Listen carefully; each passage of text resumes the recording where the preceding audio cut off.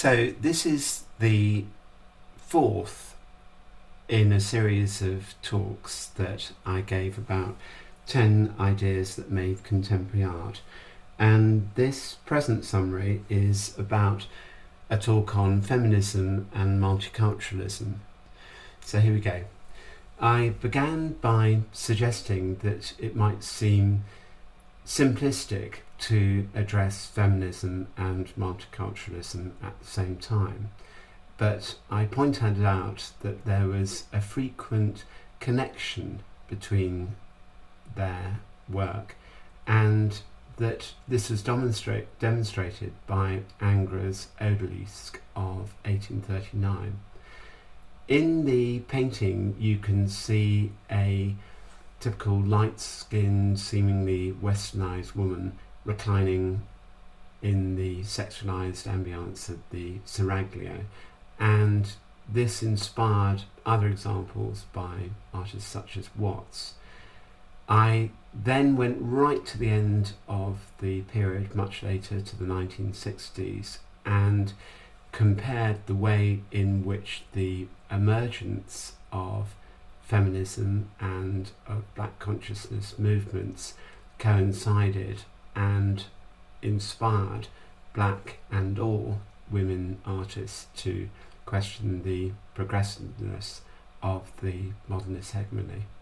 And I suggested that the way in which these feminist and multicultural movements came together was important in anticipating globalisation and leading to postmodernism. I then went on to talk about the traditional barriers that confronted women in their professional capacity as artists, and I talked about their exclusion from knife drawing classes and their encouragement to adopt craft media or subjects such as flower painting. And I described how these were simultaneously dismissed as, quote, decorative or, quote, derivative and charming.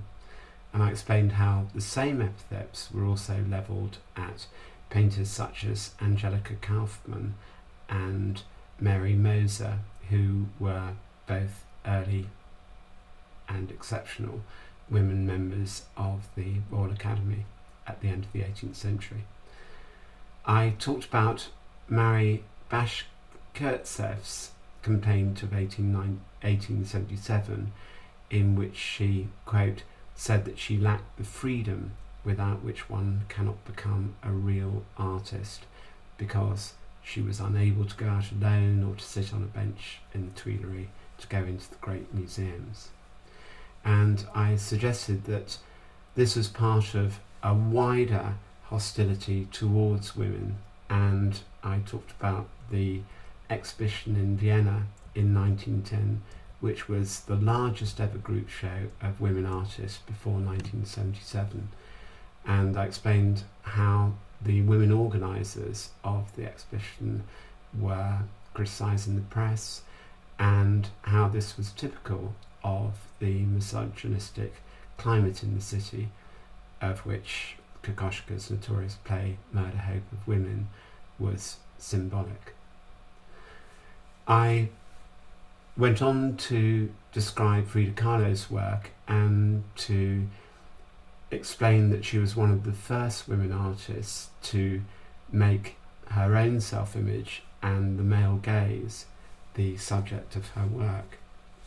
And I talked about the way that she explored the effects of her tram accident, which left her seriously injured and unable to have children. And I compared this to other self-representations, such as her double portrait with Diego Rivera, or images in which she explored her ethnic and national identity. I spoke quite a lot about her 1933 painting, My Dress Hangs Here, in which she portrayed her dress hanging almost like a banner across the skyline of New York. And I compared this to the work of other surrealist artists such as Leonore Fini or Ethel Colquhoun, and more recently to the work of Paula Rego, Gillian Waring and Sarah Lucas, all of whom have continued to address issues of self-image and identity. I spoke about Cindy Sherman and the way in which she photographed herself in a range of cinematic roles in order to draw attention to the stereotyping of female heroines. I spoke about performance artists such as Marina Abramovich, Fanny Export and Carolee Schneemann, and how they use their own bodies to challenge the imposition of the male gaze. And I compared this to the work of Mary Kelly and Susan Hiller, who use their experience of motherhood to document women's roles. I talked about Judy Chicago and Rose Garrard and the strategy of affirming the reputation of neglected women artists, and I showed some images by the Hackney Flashers in which they held photographic exhibitions in playgroups, and I compared the work of Joe Spence to the gay male artist Robert Gober and the way in which they both took to task the institution of marriage. I then spoke more about the way in which artists had addressed racial prejudice, and I began by talking about the African American artist David Hammond's Kara Walker and how they had revealed a similar desire to readdress neglected histories. I spoke about Faith Ringgold and her use of textiles to celebrate the Harlem Renaissance, and how she chose textiles because of their particular association with African American history. And I explained that, like Rosemary Trockle and Eva Hess, she might also have wanted to use the materials and processes because they were distinct from traditional male practice. I spoke about Kara Walker and her creation of fantastical images of slavery using cut paper and the 18th century medium of the portrait silhouette. And I compared this to the work of Maud Salter, the British artist who photographed herself in the costume of an 18th century lady from the era of the plantation owners. I then went on to describe the way in which Maud Salter elsewhere had used collaged images of African sculpture, and the way in which this compared to Hannah Hock's unsettling images of the Ethnographic Museum. Finally, I spoke about a couple of artists who'd worked in Britain from or during the 1980s, Anish Kapoor and Rashid Areen, both of whom had a heritage in the Indian subcontinent.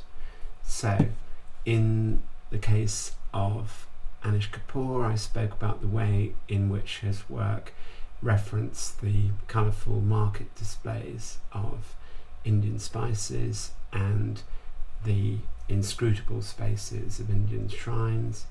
And I spoke about Rashid Areen and his Rang Baranga of 1969, a work in which he combined geometric abstract sculpture with a title and a range of colours that evoked his cultural heritage in Pakistan.